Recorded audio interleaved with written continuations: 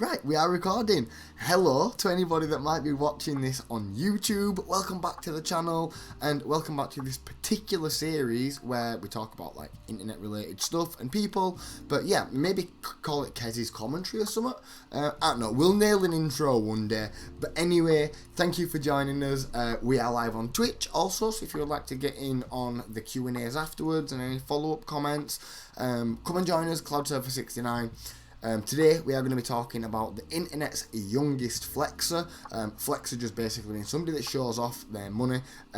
But yeah, the story does take a bit of a dark turn sort of towards the end, but then kind of has a happy ending-ish. But it's a bumpy one, and I hope you are ready for the ride. But, right, so just to jump straight into it, without further ado, for anybody that doesn't know, Lil Tay or Little Gucci Taylor, or Claire Hope is a real name, but we'll get to that bit later on. So Little Gucci Taylor or Lil Tay, it basically made a name for herself in the online community back in like late 2017, early 2018 for making videos basically jumping out of Rolls Royces and Ferraris, showing off houses, all sorts of other extravagant shows of opulence, all while telling us that your favourite YouTuber is irrelevant and reminding us all how broke we are. So yeah, I mean, that's nothing new, I guess, but this is a 9-year-old girl we're talking about, so I guess that kind of is a little different. Anyway, she ended up amassing millions of followers in a really short amount of time. Like, this all kind of kicked off over the period of 6 months. It definitely was a sight to behold and a story for the ages, in my opinion. But that's the story I would like to tell you there. I do warn you, though, it does have some twists and turns, so a bit of a content warning. But it's nothing too insane. Like, we've probably spoke about worse things anyway. But there is a darker side, so just to get that out there. For anybody who hasn't seen Lil Tay, this is where I'm going to now show you the first clip. Let me pause that one. And this is just an intro on somebody else's video. This video is made by a guy called Repzion, like I said prior, but just for the record, this is made by Repzion. Repzion is one of my favourite creators. He has been on YouTube for the best part like 15 years, literally grown up on YouTube and always had a real solid reputation. There's not many other videos out there that kind of have all the relative information, so I've just used his video as a reference point to show you these clips that he has so delightfully compiled for us all. So shout out to Repzion. He don't need a shout out, but shout out to Repzion. But anyway, Lil Tay. Since I'm the youngest flexer of the century, I'm richer than like most people. Like, I'm richer than all these broke ass haters hating on me, and my life is pretty amazing, but I worked hard for it. Well, how'd you make all your money? Yeah, where'd it come from? I have a motivational speaking business, and I sell exotic cars. Let me tell y'all something. This costs more to your rent. My toilet costs more to your rent. Everything in my bathroom costs more to your rent. And see, this is my closet. Everything here be designer. Gucci, Louis, Versace. And also, when I was 6 years old, I lived in Atlanta, and I was broke as hell. But one day I woke up, I said to myself, I ain't gonna be broke no more. So I got up and I started working hard, moving bricks, and now we be living in the hills. See that view? Y'all don't have that view, and I be holding your mama's rent. This bag cost me a Lamborghini, and I work hard. So if y'all work hard, y'all can accomplish your dreams just like I did. Lil Tay out here on the top of Beverly Hills. I run this beat. Who do you see doing it like Lil Tay? I'm the youngest one doing it. I run LA. I got shooters there, here. I got shooters everywhere. No one gonna try cross Lil Tay. Look at this view. Lil Tay out here balling in the IA. I dropped 200 racks on this car, and I'm only 9 years old. I got the keys to this car. Okay. So you get the picture, right? So let me just keep the record spinning.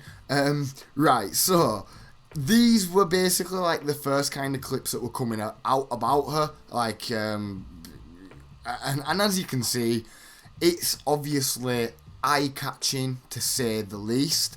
But for anybody that missed the 6 month that Lil Tay amassed millions of followers, like I say, at the end of 2017, at the start of 2018, and has no idea who she even is, well, you are just like the rest of us, because most of us missed this.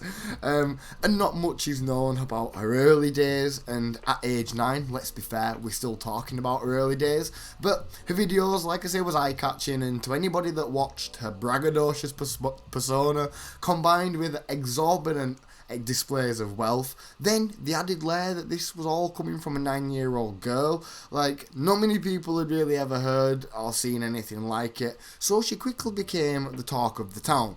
But there was like a few points along the way that I think kind of threw her into the limelight a bit. So but anyway, at first it just seemed kind of like innocent, and it is easy to see why. It is almost like a parody of, you know, like that kind of thing, but people did take notice, like, kind of quickly. Again, not much can be said about her early life, although a little bit more has come to light later on. I'm keeping it vague there on purpose, but we will get back to it. So anyway, we do know that there was a couple of notable things that really exploded her into the limelight, and I'm sure both served just as well as each other for, like, the popularity. But from what I can gather, the first thing is a fairly tame altercation, and it basically came in the form of a reply from a popular YouTuber known as Rice Gum. Now, we've mentioned Rice Gum before because he's literally well known for drama. He does like diss flipping tracks on like everybody. So anyway, Rice Gum basically did like a bit of a shout out sort of reply thing to her, but it was really tame, so it just served as a shout out realistically, and like as it would from somebody with millions and millions of followers, it caused a huge influx of people, and it's kind of what started her off, at least from what I can see. At this point, the internet would start talking about Lil Tay a lot, and she was actually, during this time, I don't know if it was right after this, but at some point during the 6 months, she was the 8th most googled word for a short time. But anyway, a back and forth ensued between her and Rice Gum. This was the first notable thing to happen, but people do point to another thing that kind of sent a skyrocketing that happened relatively at the same time. This, like I say, was kind of like early 2018, but she was basically caught having a public argument with 2 other famous ladies. It doesn't really matter who they are, but just for the record, it's 2 chicks called Whoa Vicky and Bad Barbie or Baby or Catch Me Outside Girl, is it? Cash Me Outside Girl? Danielle Bregoli. Again, it doesn't really matter. The point is, the altercation was filmed, it went viral, and a lot of people was introduced to Lil Tay through that as well. So then after this, she was like really propelled into the public eye. She started doing like mainstream media interviews, going on like big sort of publications. She appeared on some with her mum. Her mum was seemingly, I guess, supportive of her, I suppose. At this point, we'd still only seen Lil Tay, mind you. Like, there was only the character still. I did want to show you just another little quick clip of her on this podcast. So this is kind of what was going on at the time, and how people were kind of taking her, let's say. As a motivational speaker, I think this serves as a good little clip. Okay, first of all, you need to get over your dumb girlfriend. Don't care about her. You need to, like, focus on making money, okay? You need to start like your own business. I feel so sorry for you. You gotta stop worrying about these dumb girlfriends that you have. Like, keep working hard, keep making your money. Don't worry about no one else. How many cars do you have now? A little over 10. Wow. A little over 10. And how many houses? I mean, why are you even surprised? I'm the youngest flexer of the century. Yeah, you're right. That was a dumb question, Dan. It was a dumb question. Dumbest question ever. Well, I mean, how many houses is that? Is that a better question? How many houses do you have? I mean, she has all the attitude, right? But this is how people were basically treating her at the time. It wasn't seen as anything like sinister or anything at the time. People were just kind of I guess, really besotted by her. But like I say, we still haven't actually seen Claire at this point. But anyway, after multiple appearances online and regular posting, over a 6-month period, mainly Instagram, she amassed like a couple million followers with a YouTube channel combined. I think it was just over 1 million on Instagram. So I mean, that's in 6 months, that's like ridiculous amount for anybody, right? But then seemingly out of nowhere, like as I say, in under 6 months, she literally vanished from the internet. Totally gone. Her accounts would effectively just lay dormant for a while, leaving the internet at large to kind of wonder what on earth happened to Lil Tay. Answers wouldn't come to light for a while, and not without some digging, but the people who were genuinely interested in Lil Tay are like, we're left with no answers. And believe it or not, there was some actual genuine fans of hers, like actually people that thought, wow, this kid's hella cool, I guess. Fair enough. But there had always been an undertone of people that were critical of her, questioning her intent, the validity of her often excessive displays of money. And when she disappeared, those people therefore started to worry a bit. So there was always this flip side to it. You know, people were kind of looking on and being like, oh, that's kind of funny. Is this a troll? Is it real? But again, nobody really thought any further than that. And this is the part where it does start to unravel a bit more and take a little bit of a darker turn. Because it's only after she dispersed that new clips started to surface, starring Lil Tay, but also starring Claire Hope, her real name. This was the first time that pretty much anybody on the internet had actually seen the real Lil Tay. And most people were feeling something, for sure. But so just after she vanished, pretty much exactly the same time, a clip started to go viral of her, and I will play that clip for you so you can make up your own mind of it. But yeah, I'll show you. No, you broke ass bitch. You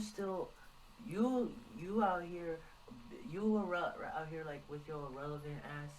You making a video on me? That's her older brother in the background that you can hear, by the way, there. Like, bitch, I'm way more relevant than you. You're trying to be relevant, and you're trying to be like me. Mommy, stop! I was filming! Lil Tay be popping on YouTube right now. What do you do? You need to be, like, more ignorant. You have to be like, ooh, Lil Tay out here. But what did he say? You still irrelevant, like I said last time. What? I'm a trend maker, and you a trend follower. You a Lil. So, as you can see there, that's a little different.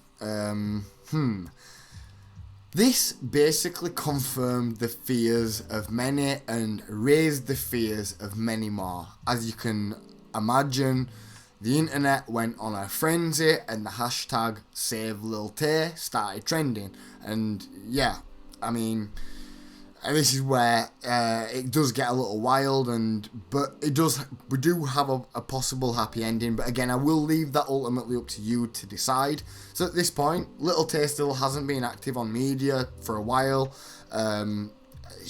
People are kind of stuck on the idea that the brother had been basically coercing her this whole time, and like everything made sense. But the question still remained: where on earth was she? There was still like no public appearances or of any sort. Then what happened basically was her Instagram account, a post appeared saying "help me." So many people thought it was a publicity stunt, and then a lot of other people thought it was a genuine cry for help. Then a longer post appeared to the Lil Tay Instagram account with a little more details, and again, I will let you decide how you feel about it, but it basically comes from the older brother this time. So gives a little bit more of a spin on the situation. I think just showing you the clip and letting the lovely Repsion read it out is probably going to just do us more justice. So, yeah, here's that clip. Reveal the truth to millions of people who have been asking about for months. This was Lil Tay, the last time she was happy, 2 hours before Christopher John, her absence. And that's basically a picture of her kind of looking upset with a phone in her hand. In which she was constantly hurt by Hope and his wife. He banned her off social media because he was afraid that she would expose the truth of the world, the truth of what he has done and hasn't been punished for. The last few months, he's been trying to destroy Tay and their mother's life for their own financial gain. I've been working with Tay and I've seen everything unfold from the beginning. I will not stay silent any longer. Christopher John Hope is trying to grab her. Christopher John Hope being the dad. Tay away to her mother, who's been loving care for Tay all of her life. Hashtag free Lil Tay. And Judah. So, yeah. Basically, what got said there was, well, the brother has alleged that, well, so let's just unpack that because obviously it's a very loaded bit of content there. So the reason why she hasn't been posting is because she's now with her dad. I mean, again, a very loaded post. It left people divided, to say the least. Although, to the best of my knowledge, and I did go out and try and find this, there is no proof of the claims that he is alleging there, the allegations that he is alleging. But what he's basically said is the dad is terrible, but that's where she is now. And then, yeah, basically tried to put that spin on it. I mean, it's definitely a twist, to say the least, but then a little bit more information came to light in June 2019, and the father actually spoke out publicly, and finally at this point people felt like they got both sides of the stories. To keep it short and sweet, again, I will let the lovely Repsion read this out. But side note, again, all the clips have been from his video. It's a really good video. You should definitely check that out if this whole topic interests you. But, right, this is what the dad came out and publicly said in June of 2019. The father spoke. I have been a major significant part of my daughter's life since she was born. In the last 2 years, this changed in what my daughter was told by other people and the actions of other people, and not anything that I did. But she has always remained a source of pride, and I have done the best to be the father she needs. Hope tells the blast. I do regret not being able to fight past other people in her life, did not want me to be part of her life in the last while. I felt that I had to step in this year because I felt it was my responsibility to keep her safe and keep her future from being ruined by the people who just want to make money from her, he added. When my daughter's social media began to go viral this year, I disagreed with most of the social media activity. I took legal steps to stop things which I felt were dangerous to her physical and mental health and to her safety. I do not think that a 10-year-old girl should be put in those types of situations and made to drop out of school so that she can make money for other people. So yeah, and that's the dad's side of the story. For a lot of people, this was the peace of mind that they wanted and basically needed to let this whole saga rest. Claire was with her dad, who seems to have the best intentions at heart. I mean, at the moment she's taking an indefinite hiatus from the internet and social media for reasons explained by the dad as being her well-being and mental health. Obviously going on to state that it's not appropriate for a girl of her age to be doing such things as she was doing in those videos. Another really key bit of information that kind of came out after all this as well, which is really interesting. Turns out the mother actually got fired from her job as, wait for it,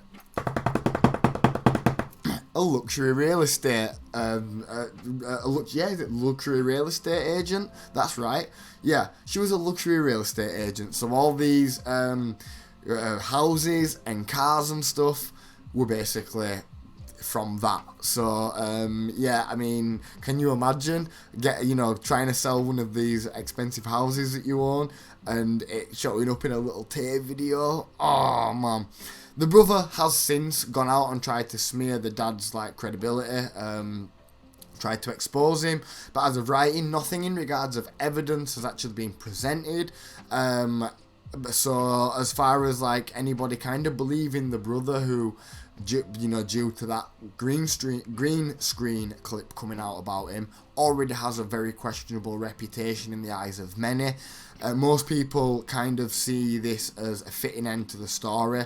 Apparently, the brother is raising money via a GoFundMe because the custody battle is in the Supreme Court of Canada. I personally am in the UK, and I don't know if that is even a thing.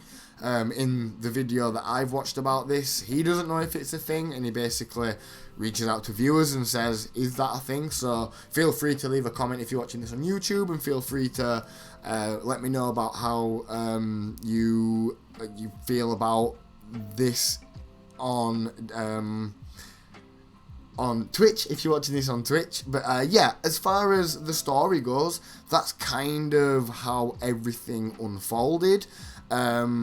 Definitely, for many people now, they are kind of feeling okay about the whole situation, and feeling like basically that she's kind of safe and doing better now and okay. She's obviously not on the internet posting these same videos, so at least for me, I think that's better. I don't think that a 10-year-old should be doing that. But as far as the YouTube video goes, that's going to be the end of the YouTube video. If you would like to hear my thoughts and opinions, then I'm sorry, you're going to have to come and follow me on Twitch, because I'm going to go into that in a minute when we are not live and on a YouTube video. But thank you if you've made it this far on YouTube, and thank you if you've made it this far on Twitch also. Come and join us on Twitch, come and join us on Reddit. We've got a trip planned for tomorrow, but if you're watching this in the future, then we might not have a trip planned for tomorrow. But anyway, we'll probably nail in it an outro one day, but that's going to be the end of the recording. And thank you so much for everybody that has watched. I really appreciate you. If you have sat through all that, drop us a like if you feel like we've deserved it. Drop us a sub if you want to hear some more stuff like this in the future. Other than that, I'll see you in the next one.